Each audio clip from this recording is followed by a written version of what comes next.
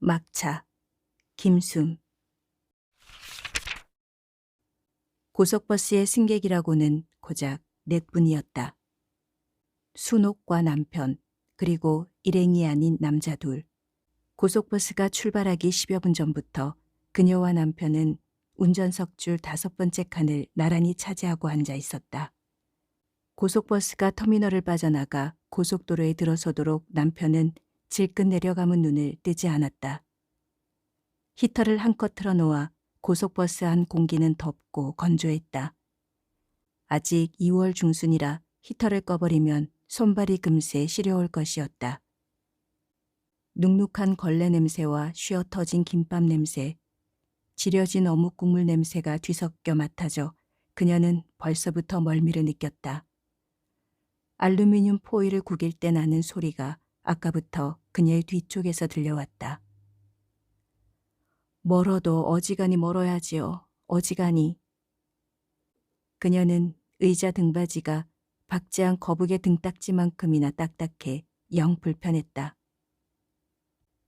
어딘가 풀린 관절처럼 헐거웠는지 의자는 그녀가 뒤척일 때마다 끼익 비명을 내질렀다. 그렇다고 촐싹 다른 의자로 바꾸어야 할 만큼은 아니었다. 그녀의 앞뒤로 빈 의자야 얼마든지 있었지만 별반 나을 것 같지도 않았다. 일반인데다 오래된 고속버스였다. 그렇지 않아도 고속버스는 탈수 중인 세탁기만큼이나 흔들림이 심했다. 그렇잖아도 내일 미선 엄마가 머리 좀 해달라고 했는데. 그녀는 차창 쪽으로 고개를 돌렸다. 콜타르를 바른 듯 검게 번들거리는 차창에서 남편의 얼굴을 찾았다. 그녀의 얼굴 뒤로 남편의 옆 얼굴이 눈에 들어왔다. 남편의 옆 얼굴은 물속에 가라앉은 돌덩이처럼 붓고 일그러져 보였다. 뭉퉁한 턱 아래로 손을 들이밀고 들추면 이끼뭉치 같은 다슬기라도 두어 달라붙어 있을 것 같았다. 못 받아도 25,000원은 받을 텐데.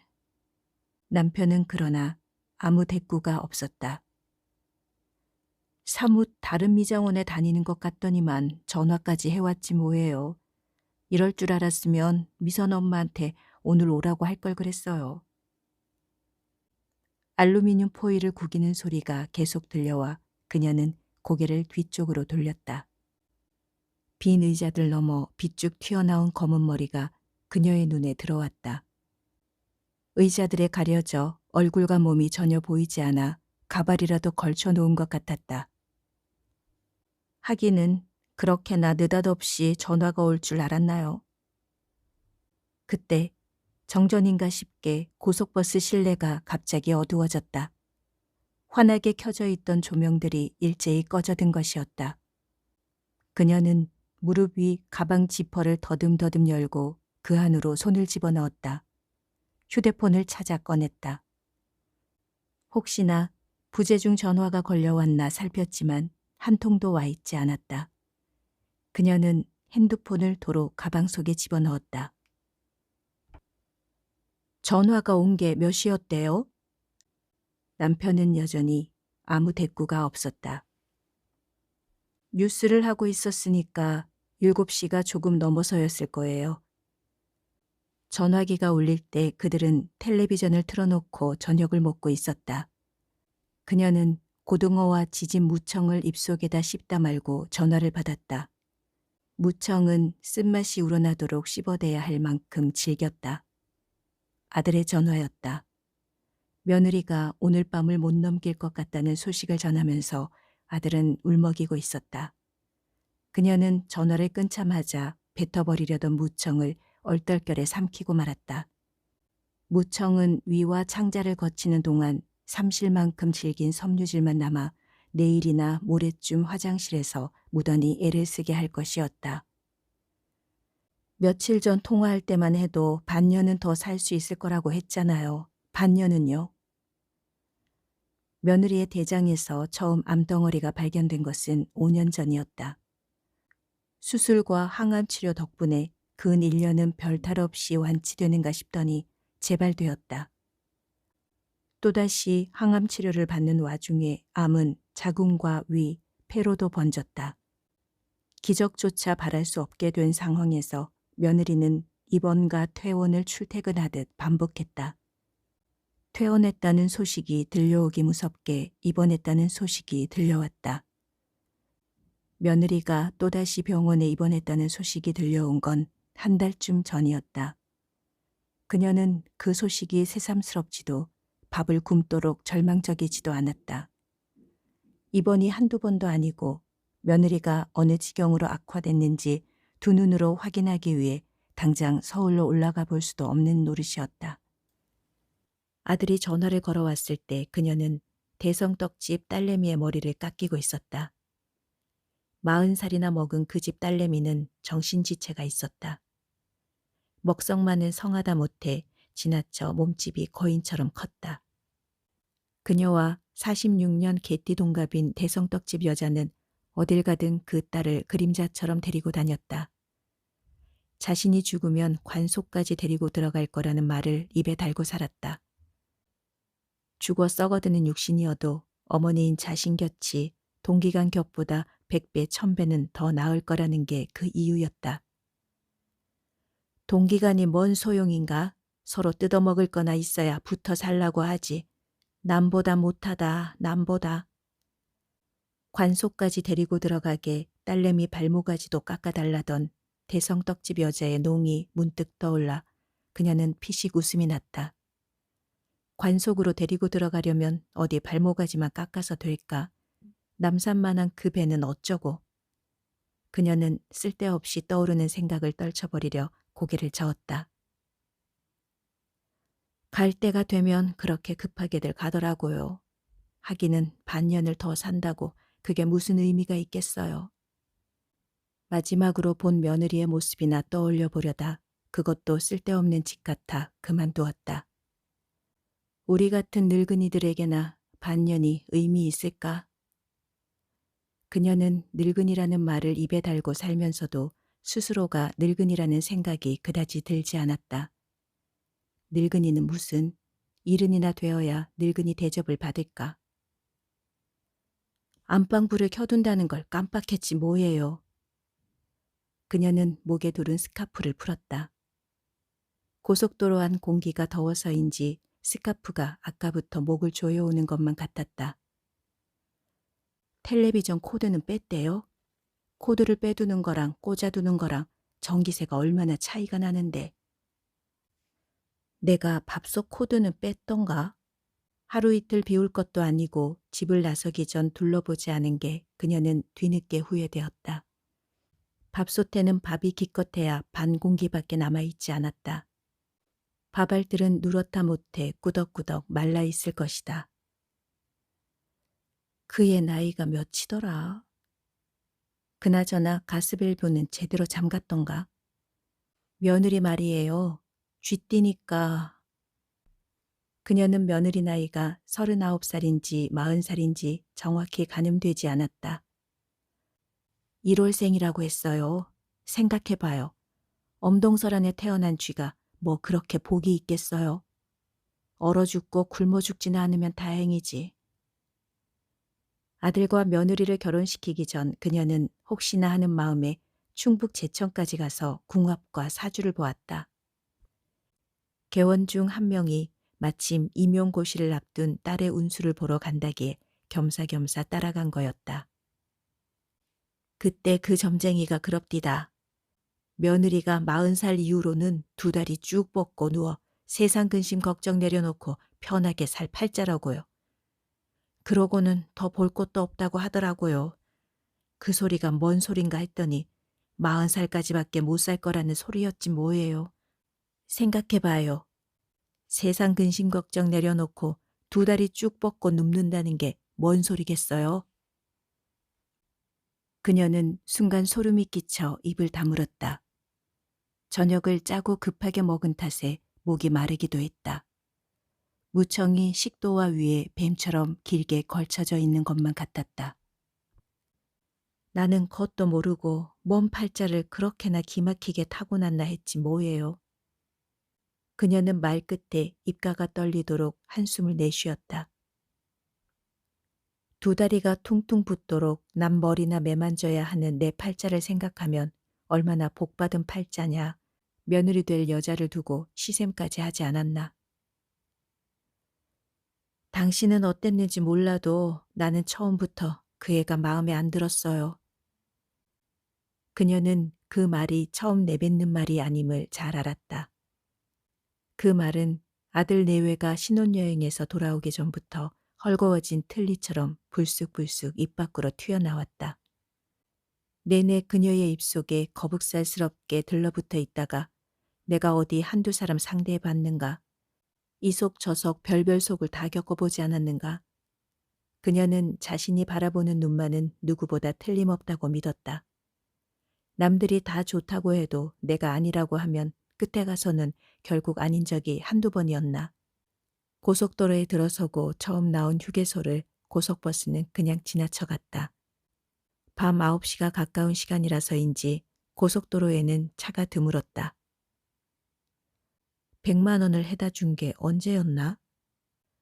그녀는 아들에게 100만 원을 해다 준 게 문득 떠올라 남편에게 물었다. 우리가 100만 원을 해다 준 게요. 남편은 그러나 여전히 아무 대꾸가 없었다. 눈 한 번 뜨지 않는 걸 보면 잠든 것인지도 몰랐다. 하기는 묻는 말에 속 시원히 대꾸한 적이 한 번이라도 있던 위인이던가. 남편은 그녀가 어쩌다 한마디를 건네도 묵묵부답으로 그녀의 속을 터지게 했다. 아들이 군대를 가기 전까지만 해도 극성스럽다는 소리를 들을 만큼 발작적으로 남편에게 잔소리를 퍼부어댔지만 그녀는 그것도 다 한때라는 생각이 들었다. 지난번 입원했을 때니까 5달 전이겠네요. 5달 전 그녀와 남편은 서울에 다녀왔다. 폐까지 퍼지남이 심해져 며느리가 병원에 다시 입원했다는 소식을 듣고서였다. 그녀는 사실 그것이 마지막 입원이 될 거라고 지레짐작했다. 때마침 한 달에 5만 원씩 부어오던 2년짜리 정기적금이 마침 만기였다. 은행에서 적금 탄 돈을 찾아오면서 그녀는 어쩔 수 없이 부하가 치밀었다. 남편 모르게 부어온 적금이었다. 그 돈을 고스란히 병원비로 쓰게 되리라고 짐작이나 했던가. 더구나 가망도 없는 며느리의 병원비로. 100만 원이 어디 적은 돈인가요? 상훈인 그것밖에 안 해왔나 서운해하는 눈치더라고요. 1,000만 원은 싸들고 올라올 줄 알았나 봐요. 100만 원을 주고 내려오던 날 아들 상훈은 밤늦게 전화를 걸어왔다. 술에 취한 목소리였다. 글쎄, 딸이 그 지경이 되면 미장원이라도 내놓아 살리려 하지 않겠냐고 합디다. 아들은 30분 가까이 전화를 끊지 않고 그녀에게 서운한 속내를 털어놓았다. 치료를 제대로 받으려면 1,000만 원은 있어야 된다는 말도 해왔다. 3천만 원 가까이 탄 보험료는 벌써 바닥이 났다고 했다. 있는 곳이 술집인지 전화기 너머로 사람들이 시끄럽게 떠드는 소리가 들려왔다. 아들은 부산 출장 중이라고 했다. 전국 서점들을 돌아다니면서 수금을 하느라 아들은 출장이 잦았다. 가망 없는 며느리 살리자고 미장원까지 내놓을 수야 없잖아요. 외아들이자 외자식인 상훈이 서울로 올라간 것은 대학교를 졸업하고 나서였다.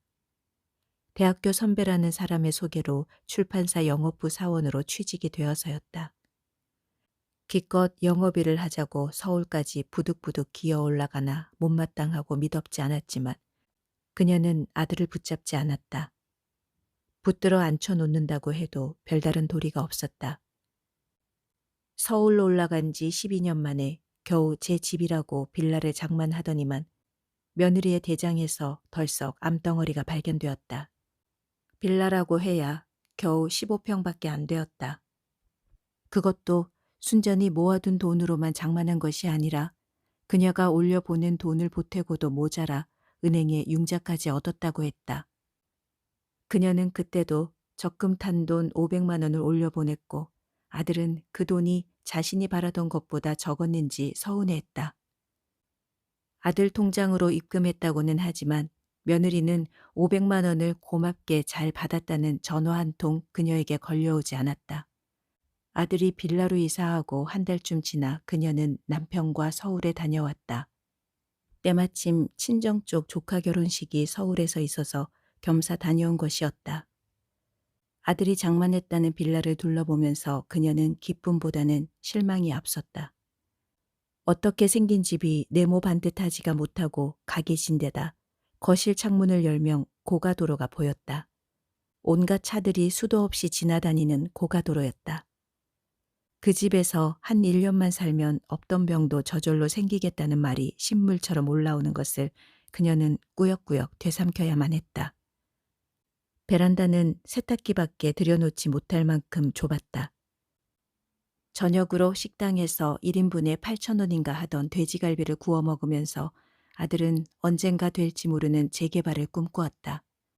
그녀는 500만 원을 보태주고도 시부모 노릇을 제대로 못한 것 같아 내내 며느리의 눈치가 보이기만 했다. 그녀는 그래도 그때가 호시절이었던 듯 새삼스럽게 추억되었다. 돼지갈비가 타면서 피어오르던 자꾸만 그녀의 얼굴을 덮쳐오던 거무스름하고 기름진 연기가 그립기까지 했다. 설사 미장원까지 내놓아 살려놓는다고 해도 지들이 우리를 죽을 때까지 먹여 살리기나 할 거래요? 상고까지 나온 남편은 일평생 이렇다 할 직업을 가진 적이 없었다. 여태껏 먹고 산 것도 아들을 대학교까지 가르친 것도 장가 보낼 때 3천만 원 넘게 전세금이라도 마련해 준 것도 그녀가 그나마 미장원을 해서 벌어들이는 돈으로 가능했다. 그래봤자 동네 미장원이었다. 자식이라고는 상훈이뿐이어서 그렇지 그녀는 그 아래로 한 명만 더 있었어도 어림도 없었을 거라는 생각이 저절로 들었다. 그녀가 맞선으로 만난 남편과 선뜻 결혼을 결심한 것은 오로지 상고를 나왔다는 이유 하나 때문이었다. 그녀가 처녀 때만 해도 대학은커녕 상고도 나오기가 쉽지 않았고 상고만 나와도 공무원으로 곧잘 취직이 되었다. 남편의 동창 개원들만 해도 공무원이 여럿이었다. 시청 말단 공무원으로 시작해 상수도 사업본부까지 지낸 개원도 있지 않은가. 1년에 고작 2번, 그것도 명절에나 겨우 용돈 하라고 5만 원 아니면 10만 원밖에 내놓지 못하던 것들이 그게 다 내가 미장원을 해서 그래요. 요즘 세상에 동네 미장원을 해서 버는 돈이 얼마나 된다고. 그녀가 미용 기술을 배운 것은 상훈을 낳고 1년쯤 지나서였다. 배워 더 나쁠 것이 있을까 싶어 익힌 기술이 평생 남편을 먹여 살리게 될 줄은 몰랐다. 남편은 여자를 밝히는 것도 그렇다고 술이나 노름을 좋아하는 것도 아니었다. 성격은 온순한 편이라 그녀가 아무리 잔소리를 퍼부어도 욕설 한 번 내뱉은 적이 없었다. 그러고 보면 남편은 깔끔하게 자신의 입성을 차리는 것밖에는 할 줄 아는 게 한 가지도 없는 위인이었다. 막차가 끊겼으면 택시라도 잡아타고 서울로 올라가야 할 판에 남편은 별 구김도 없는 기지바지를 다림질까지 해서 차려입지 않았는가. 그녀 속을 태우려고 작정하고 나선 듯 손수건까지 다림질에 외투 주머니에 챙겨 넣었다. 기우뚱 가라앉는 배에서 뛰어내리듯 허둥거리는 것은 그녀 자신뿐이었다. 혹시나 막차가 끊길까 택시를 1초라도 서둘러 잡아타려고 도로까지 뛰어내려가 팔을 부러진 갈대줄기 마냥 흔들어 댄 것도. 어제 오늘 손님이 달랑 한 명뿐이었다고요. 그것도 파마 손님이 아니라 염색 손님이요. 염색을 해주고 얼마나 받는다고 고등어 한 손 사고 달래 한 묶음 사니까 그 돈이 다 날라갑디다. 그녀는 고속버스 앞쪽에 달아놓은 전자시계를 올려다보았다. 한참 달린 것 같은데 고속버스가 출발한 지 기껏 40분밖에 지나지 않았다. 된장국이나 끓여 먹을까? 별 향도 없는 달래가 2,000원씩이나 할 건 뭐래요? 내일 아침 된장국에 넣으려고 산 달래였다. 기껏 다듬어 놓은 달래는 비닐봉지 안에서 짓물러질 것이었다. 고등어 지진 것도 반이 더 남았다. 그녀는 차창으로 고개를 돌렸다. 언제 나타났는지 고속버스가 한 대, 그들이 탄 고속버스와 나란히 달리고 있었다. 그녀는 혹시나 사람이 몇 명이나 탔을까 궁금해서 그 고속버스 안을 유심히 둘러보았다. 어디서부터 어디까지 가는지 몰라도 그 고속버스는 대낮처럼 불을 환하게 밝히고 있었다. 저 고속버스에는 글쎄 사람이 한 명도 없지 뭐예요? 밤인데다 주말이 아니라 평일이었다. 월요일이나 금요일도 아닌 화요일이지 않은가. 게다가 그녀와 남편이 타고 있는 고속버스에도 승객이 고작이야 넷뿐이었다. 저녁 때 아들의 느닷없는 전화가 걸려오지 않았다면 고속버스는 두 사람을 달랑 태우고 고속도로를 6시간이나 달려갔을 판이었다. 설마 하니 한 사람도 안 탔을까? 잠든 것이 아니었는지 남편이 불쑥 대꾸를 해왔다. 여태껏 내가 하는 말을 다 듣고 있었던 걸까? 정말이지 속을 알 수 없다니까. 그녀는 남편을 흘낏 바라보았다. 남편의 두 눈은 감겨 있었다. 한 사람도 안 탔다니까 그러네요. 묵묵부답이던 남편이 대꾸해 온 것이 은근히 반가워 그녀는 일부러 더 그렇게 말했다. 그렇지 않아도 그녀는 정신 나간 여자처럼 혼잣말을 중얼대는 듯한 꺼림칙한 기분이 들던 참이었다. 옆자리에 버젓이 앉아 있는 남편이 생판 남처럼 낯설게 느껴지기도 했다. 운전사 말고는 한 사람도 안 탔다니까 그러네요. 아무리 그래도 누군가는 탔겠지. 남편은 고집스럽게 중얼거릴 뿐 감은 눈을 뜨려고 하지 않았다. 타긴 누가 탔다는 거예요. 한 사람도 안 탔는 걸. 그녀는 짜증이 치밀어 핏대를 세웠다. 틀림없이 누군가는 탔을 거야. 남편 목소리가 잠꼬대처럼 늘어졌다. 뭐라고요? 틀림없이. 틀림없기는 뭐가?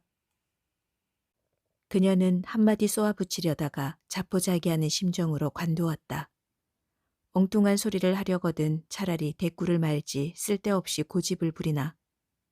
텅 빈 고속버스는 그들이 탄 고속버스를 추월하더니 조금씩 멀어져 한 점 빛으로 반짝거리다가 어둠 속으로 사라졌다. 그녀와 남편이 탄 고속버스가 그 어둠을 향해 전조등 불빛을 무심히 내쏘았다. 염색약 냄새가 왜 그렇게 역겨운지 모르겠어요. 그녀는 차창에 비친 자신의 얼굴을 빤히 바라보았다.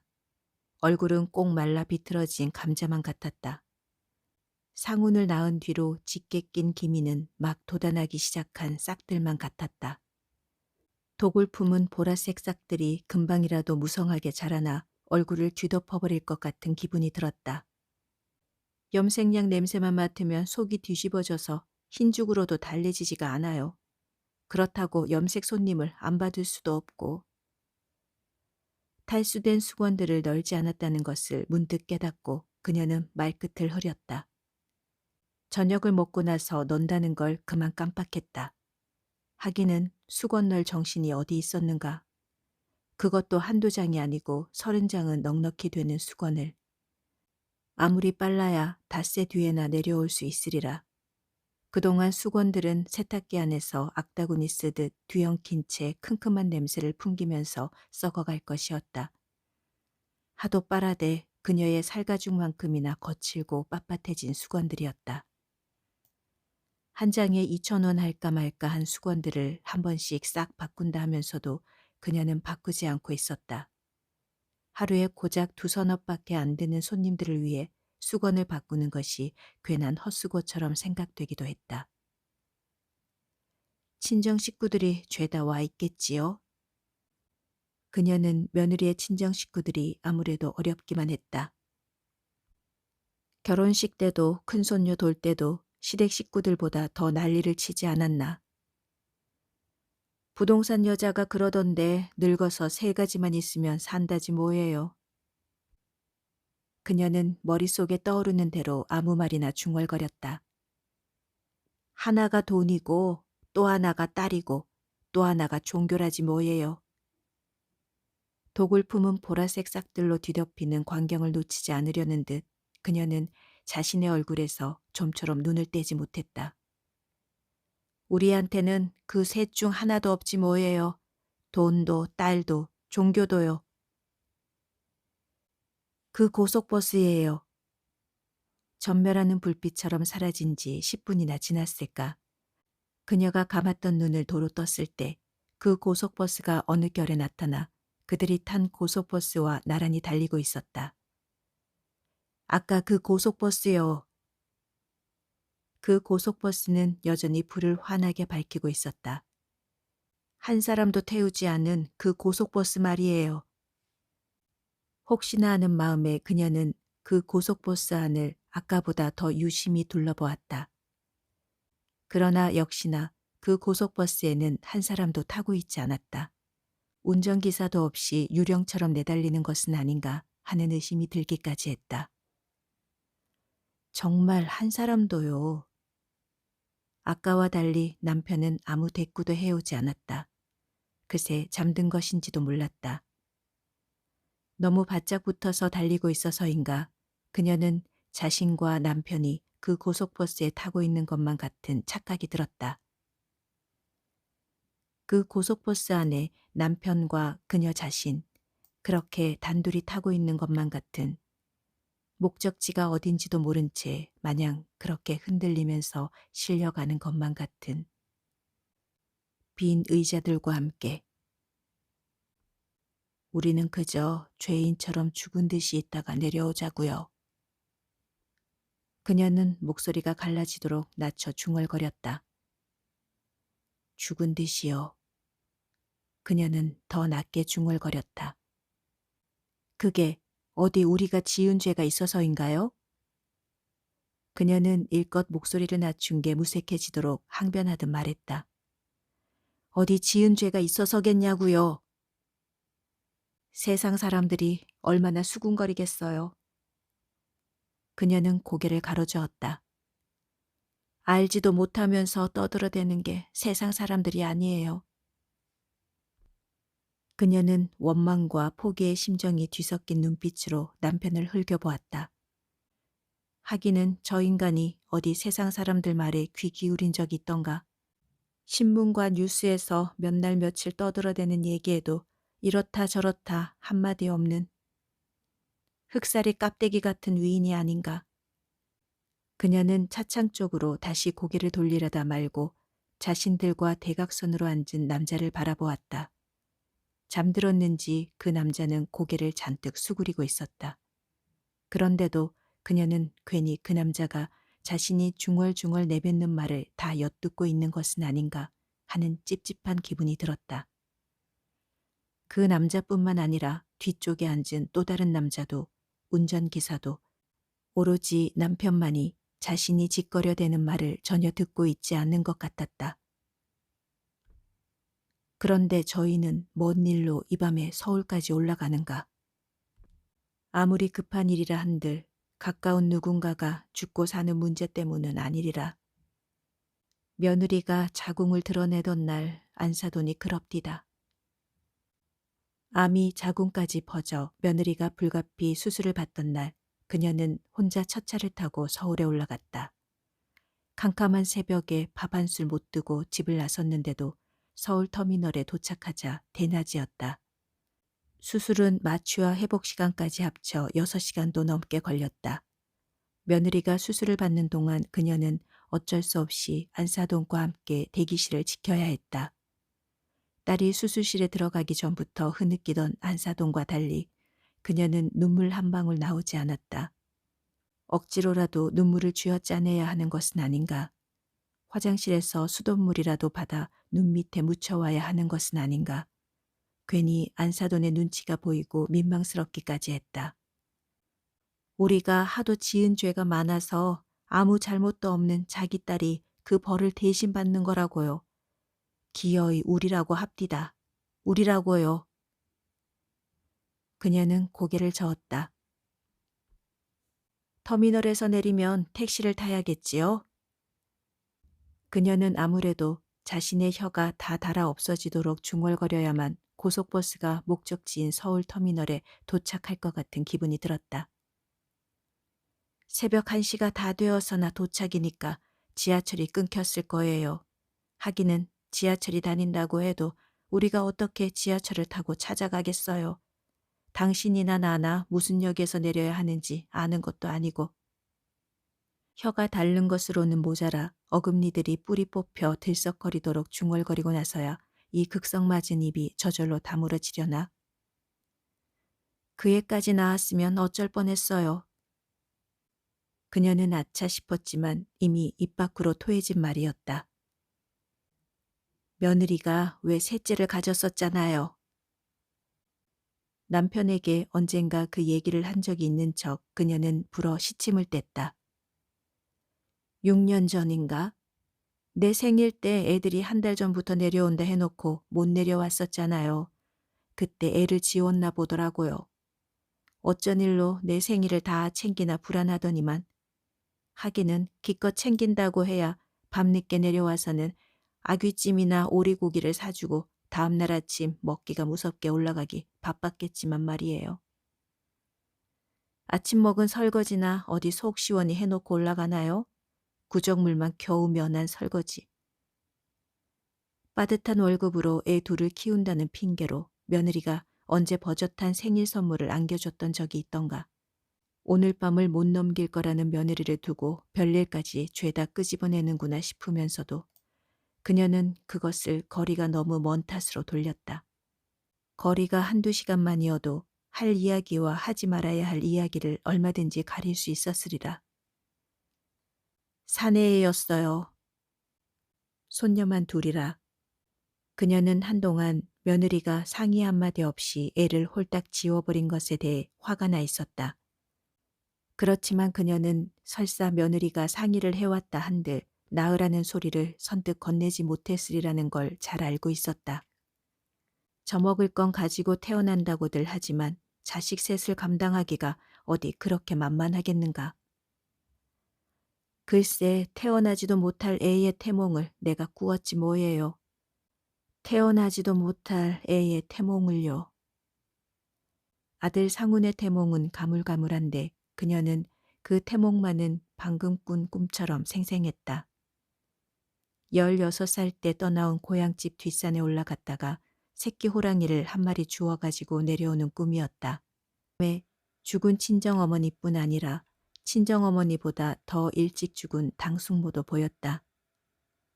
그녀가 보물단지처럼 꼭 끌어안은 새끼 호랑이가 탐이 났는지 당숙모는 그녀를 졸졸 따라오면서 자꾸만 새끼 호랑이를 달라고 했다.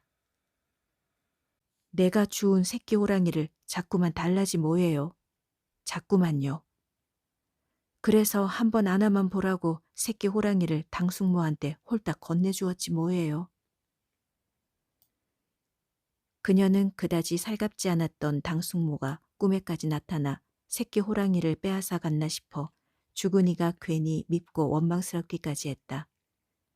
그 양반이 살아생전에도 그렇게나 욕심이 많았지. 당숙모는 읍내에서 어물전을 해 돈을 꽤나 만지고 살았던 이였다.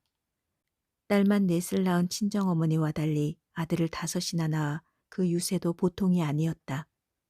아들들 호강에 겨워 말년을 보낼 줄 알았는데 아들들에게 재산을 다 뜯기고 술집 마담이 된 딸에게 얹혀 살았다.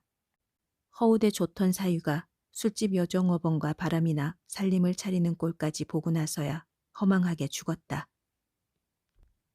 나는 태몽인 줄도 모르고 복권을 다 샀지 뭐예요. 생전 사지 않던 복권을 6장이나요.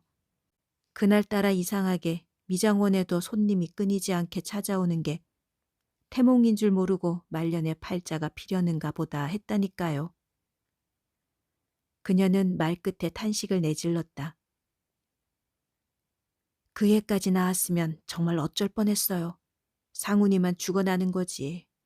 애가 셋이나 딸린 호라비한테 누가 시집을 온다 하겠어요. 버젓하고 안정된 직장이 있는 것도 아니고.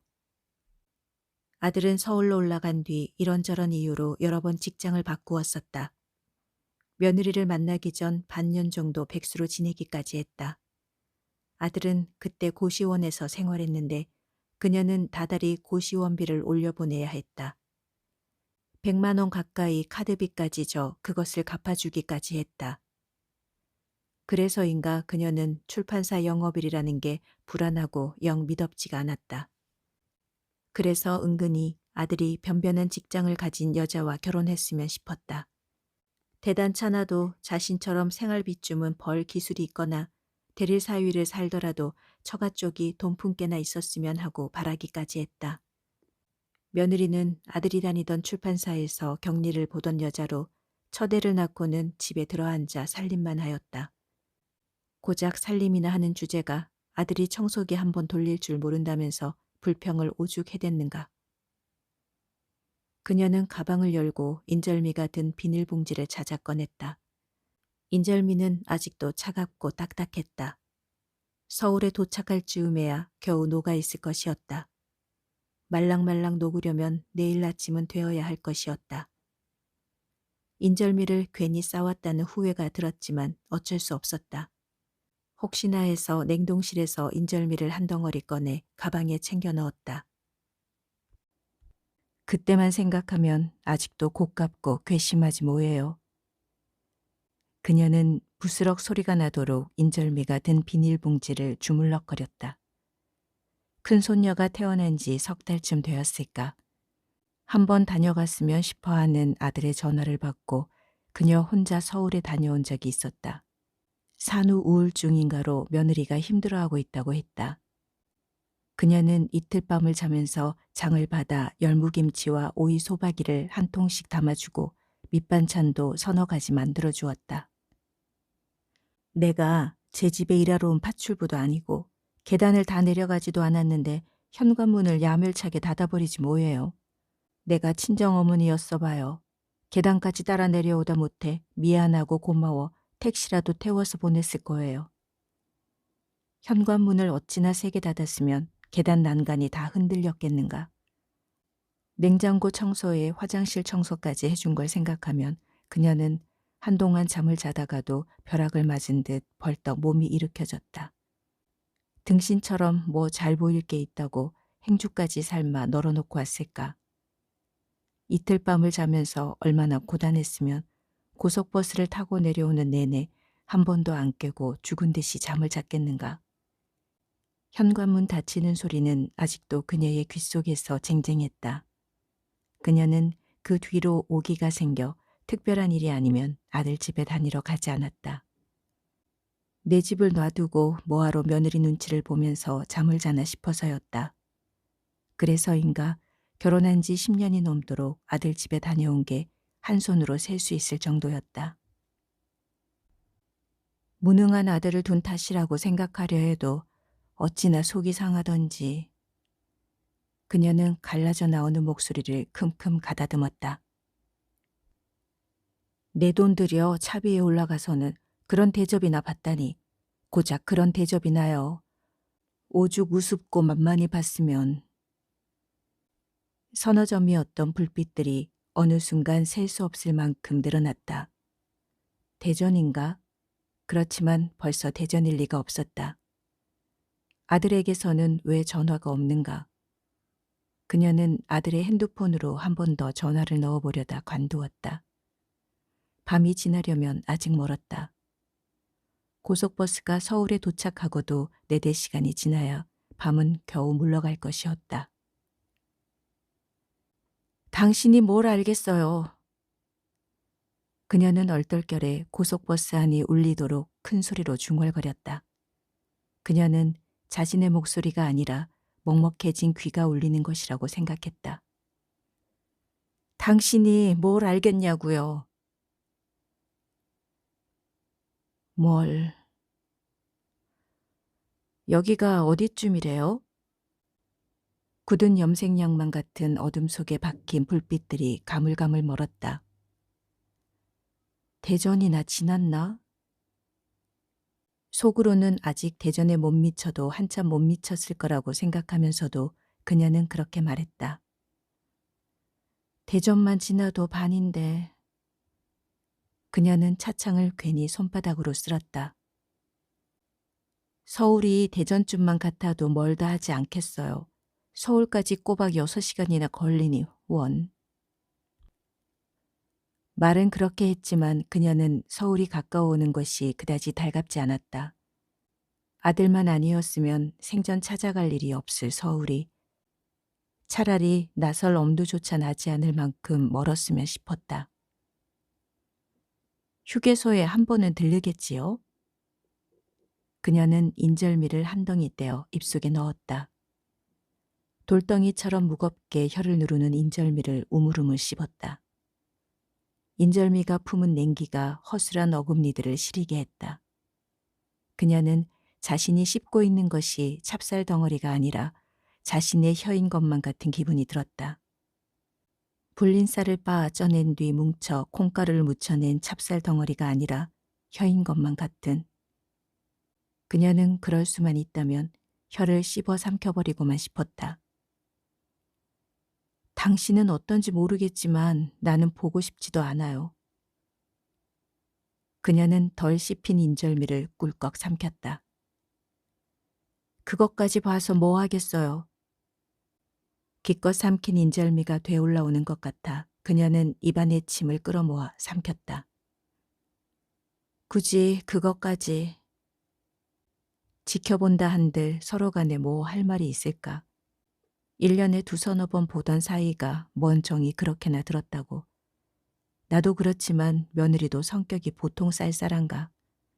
남다른 정이 들었다고 해도 새파란 며느리가 병에 찌들어 죽어가는 모습을 어느 시어머니가 보고 싶겠는가. 차라리 날이 밝은 뒤에 출발할 걸 그랬어요. 첫 차를 타는 게 나을 뻔했다고요. 워낙에 거리가 있었으므로 그랬어도 아들과 친정 식구들이 이해했으리라 생각이 들었다. 막차가 끊겼다고 해도 믿었을 거예요. 우리가 그렇게 서두르지 않았으면 막차나 탈 수 있었겠어요? 막차를 놓치기라도 할까봐 빚이라도 떼먹고 야반 도주하는 사람들처럼 집을 나섰잖아요. 미용실 문이나 제대로 잠갔는지 몰라요. 그러나 서두르는 것은 그녀 자신이었다. 태평하게 기지바지를 다림질하는 남편에게서 다리미까지 뺏어들면서 재촉하지 않았나. 그녀 자신도 그것을 모르지 않았다. 오늘 밤 안으로 도착한다고 해도 우리가 할 수 있는 게 없잖아요. 그녀의 두 눈이 저절로 감겼다. 우리가 할 수 있는 일이 아무것도요. 그녀는 자신의 몸속 뼈들이 한꺼번에 무너져 내리는 것 같은 무력감을 느꼈다. 우리가 뭘 할 수 있겠어요. 숨쉬기가 답답할 만큼 공기가 더운데도 발끝이 시렸다. 멀미를 하려는지 위가 약간 메스꺼웠다. 뭘 그렇게나. 뭘. 저봐. 누군가 타고 있잖아. 의식이 가물가물해지는 그녀를 깨우듯 남편의 항의 섞인 목소리가 들려왔다. 그녀는 그저 저려오는 두 다리를 쭉 뻗고 눕고 싶기만 했다. 저기 저렇게 누군가 타고 있잖아. 저희가 뭔 소리를 하는 건가. 누군가 타고 있다니. 내가 그렇게나 이말 저말 물을 때는 일절 대꾸도 않더니만 뒤늦게야 뭔 소리를 저렇게 혼자서 중얼거리나. 내가 그랬지. 누군가는 타고 있을 거라고. 그 고속버스를 말하는 건가? 사람을 한 명도 태우지 않은 채 불을 환하게 밝히고 고속도로를 내달리던 그 고속버스가 또 나타났나? 환히 불을 밝히고 우리가 탄 고속버스와 나란히 달리고 있기라도 한 걸까? 내가 뭘 했어? 틀림없이 누군가는 타고 있을 거라고 했잖아. 남편의 말대로 그 고속버스에 누군가 타고 있기라도 한 걸까? 남편의 눈에는 분명히 보이는 누군가를 내가 미처 못 봤을 수도 있지 않은가? 미처 못 봤을 수도. 해야 할 말조차 하지 않아서 그렇지. 남편은 생전가야 우스갯소리라도 실없는 말 한마디 내뱉을 줄 모르는 사람이 아니던가. 어디요? 그녀는 아무래도 안 되겠다 싶어 억지로 눈을 떴다. 그렇지 않아도 그녀의 고개는 차창 쪽으로 비스듬히 돌려져 있었다. 어디? 밤밖에 떠지지 않은 그녀의 눈에 흐릿하게 사람 모습이 들어왔다. 순간 그녀는 졸음이 확 달아나면서 헛것을 본 듯 소름이 끼쳤다. 그녀는 어깨를 부들 떨기까지 하면서 미간에 주름이 잡히도록 두 눈을 치켜떴다. 그녀를 섬뜩하게 한 누군가는 다름 아닌 남편이었다. 그 누구도 아닌 차창에 비친 남편 자신의 모습이었던 것이다. 화물 트럭이 한 대 그들이 탄 고속버스보다 앞서서 달리고 있을 뿐 그 고속버스는 아예 보이지 않았다. 그녀는 속은 기분이 들어 차창에 비친 남편을 흘겨보았다. 그러나 남편의 두 눈과 입은 이미 고집스럽게 닫혀 있었다. 저희가 치매도 아니고 생전 안 하던 헛소리를 짓거려 사람을 놀래키나. 한 사람도 안 탄 고속버스에 누군가 타고 있을 거라고 그렇게나 고집을 피우더니만 틀림없이 누군가는 타고 있을 거라고. 설마 차창에 비친 자신의 모습을 보고 낯선 사람으로 착각한 건 아닐까? 그렇지 않고서야 착각한 게 민망해서는 내가 두 눈을 뜨기가 무섭게 얼른 두 눈을 감아버린 건 아닐까? 아무 소리도 안 한 듯 입까지 꾹 다물고 시치미를 떼고 있는 것은 하기는 얼마 전에도 비슷한 일이 있지 않았던가. 그게 보름 전이었나? 그녀가 부엌에서 찌개를 넣을 김치를 썰고 있는데 손님이 오셨다는 남편 목소리가 들려왔다. 그들은 미장원에 딸린 살림집에 살고 있었다. 방 두 칸에 부엌과 화장실이 고작인 살림집이었다. 이틀 내내 커트 손님조차 없던 터라 그녀는 김치를 썰다 말고 미용실로 뛰어나갔다.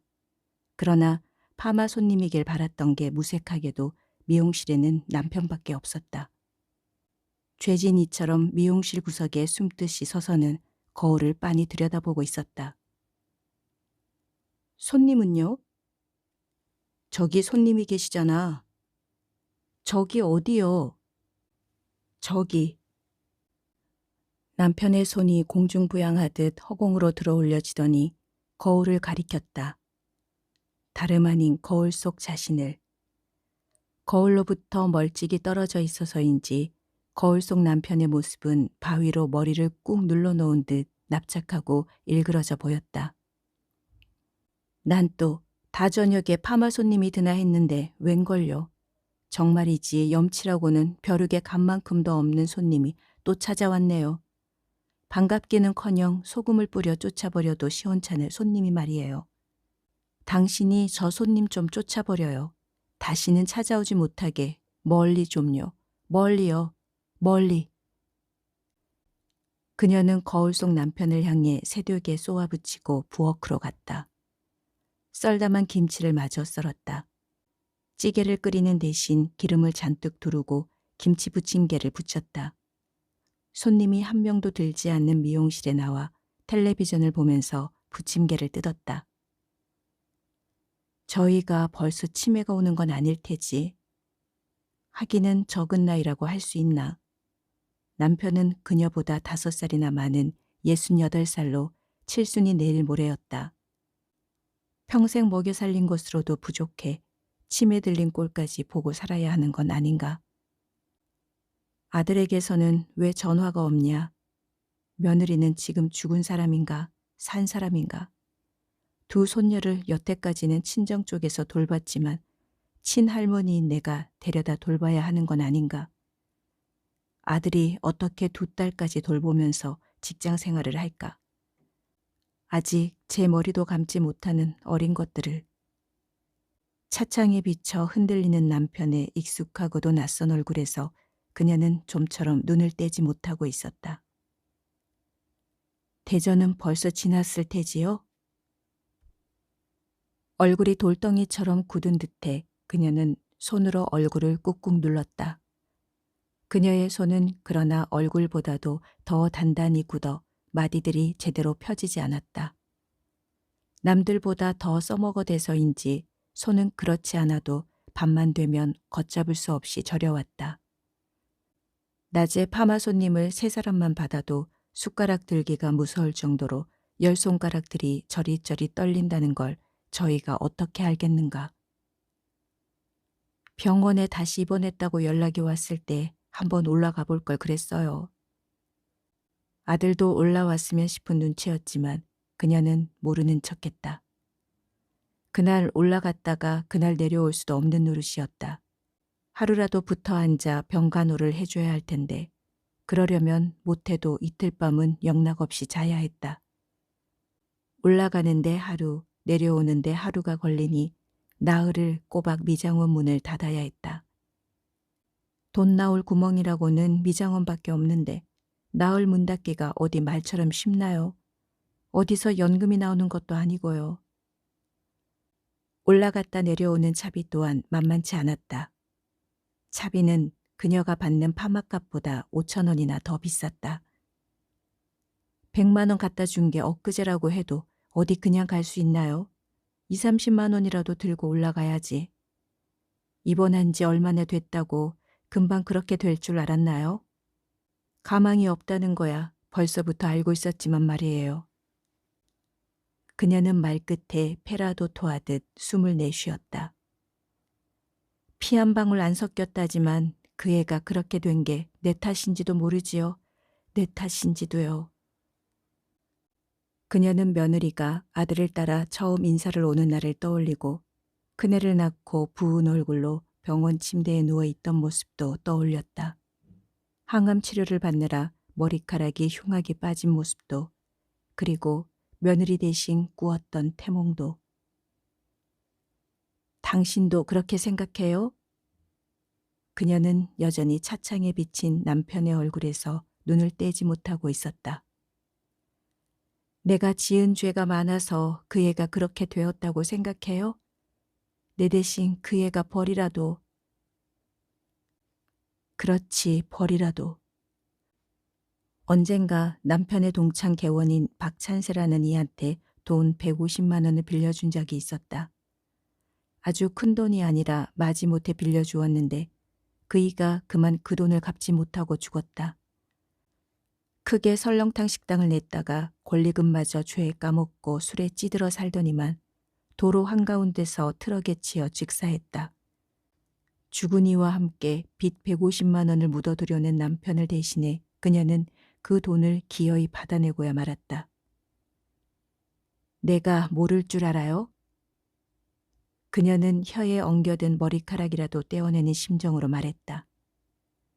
나한테 떠밀었다는 걸 모를 줄 알아요? 빚 받아내는 일을 나한테 떠밀었다는 걸 말이에요. 그 구차스러운 일을. 당신은 내가 그 빚을 대신 받아내길 바랐던 거예요. 그 빚을 받아내려고 죽은 이의 집을 10번은 넘게 찾아가지 않았나? 당신은 내가 어떻게든 그 빚을 받아내기를 바랐던 거잖아요. 결국은 죽은 이의 부인이 일을 다니던 식당까지 찾아가서는 기어이 받아내지 않았던가. 세상에 대한 모든 원망을 다 담아 쳐다보던 그 여자의 눈빛을 모른 척 해가면서까지. 그래놓고 당신은 기껏 나한테 벌을 받을 거라고 저주나 퍼부었어요. 기가 막히게도 벌을 받을 거라고요. 벌을. 죽은 이의 부인한테서 150만 원을 받아오던 날 저녁을 그녀는 잊을 수가 없다. 상훈이 별 취직 자리라도 구하지 못한 상태에서 대학교 졸업을 앞두고 있을 때였다. 그녀는 그날 저녁 밥상에 올라와 있던 반찬들까지 세세하게 기억했다. 그것이 어제나 오늘 저녁 밥상이었던 듯. 그러니까 어제, 오늘. 돼지고기 김치찌개와 어묵볶음, 가늘게 채 썰어 마요네즈로 무친 양배추, 콩나물 무침, 멸치 액젓으로 간을 한 무생채. 묵묵히 밥을 먹던 남편이 밥상 위로 목을 길게 늘어뜨리더니 그녀를 빤히 바라보았다. 그녀는 콩나물 무침과 무생채를 밥과 함께 숟가락으로 뒤적뒤적 비비던 참이었다. 무생채 국물을 흥건히 들이붓고서 벌을 받게 될 거야. 남편은 그리고 남은 밥을 마저 먹고 밥상을 떠났다. 내 아버지가 뭐라고 한 거냐? 그녀는 벌겋게 비벼진 밥을 숟가락으로 떠 입으로 가져가다 말고 아들에게 물었다. 못 들었어요. 아들은 돼지고기 찌개에만 밥을 정신없이 입속으로 퍼넣느라 그녀를 쳐다보지도 않고 말했다. 나도 다 들었다. 뭐라고 한 거냐? 다 들으셨다면서요. 아들은 짜증을 냈다. 너는 뭐라고 들었냐? 어머니가 들은 대로겠지요. 안 그래요? 그러게 뭐라고 들었냐? 벌을 받게 될 거래요. 밥상을 떠나면서 아들은 마지못한 듯 말했다. 이제야 옥산 휴게소래요. 고속버스는 옥산 휴게소도 그냥 지나쳐갔다. 그녀는 어쩐지 사람을 한 명도 태우지 않은 고속버스가 옥산 휴게소에서 쉬고 있을 것만 같은 기분이 들었다. 불을 끄고 시동도 끈 채로 죽은 짐승처럼 납작 엎드려 있을 것만 같았다. 천안 휴게소에서나 좀 쉬려나? 그녀는 이상하게 슬프지도 막막하거나 절망적이기도 그렇다고 화가 치밀지도 않았다. 뒤숭숭 얽히고 설킨 여러 감정들이 드러내지고 뭐라고 딱히 설명할 길 없는 그 어떤 감정이 그녀의 머릿속뿐 아니라 그녀의 내장 밑바닥까지 그득 들어차 있었다. 그래서인가 그녀는 고속버스가 멈춰 서 있는 듯했다. 차창에 비친 남편의 얼굴만큼이나 그녀 자신도 내내 흔들렸으면서도 그녀는 어느 순간부터인가 흔들림을 느끼지 못했다. 혹시 모르지요. 며느리가 고비를 넘겼는지도 말이에요. 그녀의 눈꺼풀이 서서히 감겼다. 그래봤자 오늘 내일일 거예요. 그녀는 자주 섞인 목소리로 중얼거렸다. 오늘 내일이요. 깜빡 잠들었던 걸까? 무심히 차창을 바라보던 그녀는 화들짝 놀라 목 안에서 마른 비명을 내질렀다. 남편 얼굴이 차창에서 지워지듯 사라지고 없어서였다. 그녀는 주춤주춤 몸을 일으켰다. 휘둥그레 고속버스 안을 둘러보았다. 빈 의자들 뿐 고속버스에 그녀 말고 사람이 단 한 명도 타고 있지 않았다. 다른 승객들도 운전기사도. 고속버스가 시동이 꺼진 채 멈춰 서 있다는 것을 그리고 그것이 휴게소 주차장이라는 것을 깨닫고서야 그녀는 겨우 안심하고 도로 자리에 앉았다. 아이가 화장실이라도 갔나? 고속버스가 휴게소에 들렀으면 좀 깨울 것이지. 그나마 씨알 만큼도 남지 않은 정남이마저 떨어지게. 그러나 다른 승객들과 운전기사가 차례로 돌아오도록 남편은 돌아오지 않고 있었다. 기사 양반, 사람이 덜 탔어요. 고속버스의 시동이 걸리기가 무섭게 그녀는 운전기사를 향해 다급히 소리질렀다. 사람이 덜 탔다니까요. 운전기사가 그제야 비적비적 일어나 고속버스 안을 둘러보았다. 아주머니도 참 누가 안 탔다는 거예요? 남편이 아직 안 탔어요. 아주머니 남편 말이에요? 심드렁하게 내뱉는 말 끝에 운전기사가 트림을 늘어지게 했다. 글쎄 그렇다니까요. 아주머니 혼자 아니었어요? 혼자요? 그녀는 입을 셀쭉 내밀었다. 아주머니 혼자였던 것 같은데? 운전기사가 고개를 갸웃거리다 운전석으로 가서 앉았다. 금방 올 거예요. 금방. 하지만 10분 가까이 지나도록 남편은 돌아오지 않았다. 시동이 걸려 있어서인지 고속버스가 당장이라도 출발할 것만 같아 그녀는 불안하기만 했다. 아들로부터 당장 전화가 걸려올 것만 같았다. 출발해요! 운전기사가 협박조로 소리를 질렀다. 조금만 기다려 봐요. 내가 가서 금방 찾아올게요.